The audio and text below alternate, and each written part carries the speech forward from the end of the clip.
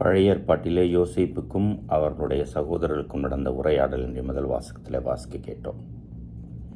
நீங்கள் எனக்கு தீமை செய்தீர்கள், ஆனால் பலருக்கும் உயிரளிக்கும்படி கடவுள் அதை நன்மையாக மாற்றிவிட்டார் என்று கூறி யோசேப்பு மன்னிக்கிறார்.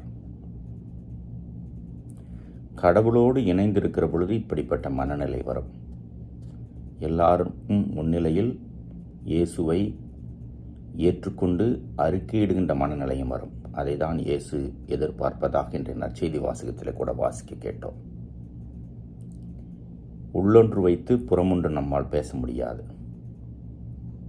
உள்ளத்து நிறைவு நின்றே வாய் பேசும் என்கிறார் ஆண்டவர். எனவே நம் உள்ளத்திலே கடவுள் குடியிருந்தார், நன்மை குடியிருந்தால், உண்மை குடியிருந்தால் அது செயலாக வெளிப்படும். கடவுளோடு நல்வுறவில் இருக்கிறவர்களால் தான் இதை செய்ய முடியும். அந்த செயல் மன்னிப்பாக, அன்பாக, பிறர் நலமாக மாறும். இயேசுவை ஏற்றுக்கொண்டிருக்கின்ற பல்லாயிரக்கணக்கான புனிதர்கள் இப்படிதான் வாழ்ந்தார்கள், வாழ்ந்து கொண்டிருக்கிறார்கள், நாமும் வாழ்கிறோம். இந்த நம்பிக்கை ஒருபோதும் நாம் இழந்துவிடக்கூடாது. அதை பின்பற்றி நம்மை நாம் ஆய்வு செய்து எல்லார் முன்னிலையிலும் இயேசுவை அறிக்கையிட ஏற்றுக்கொள்ள முயற்சி செய்வோம்.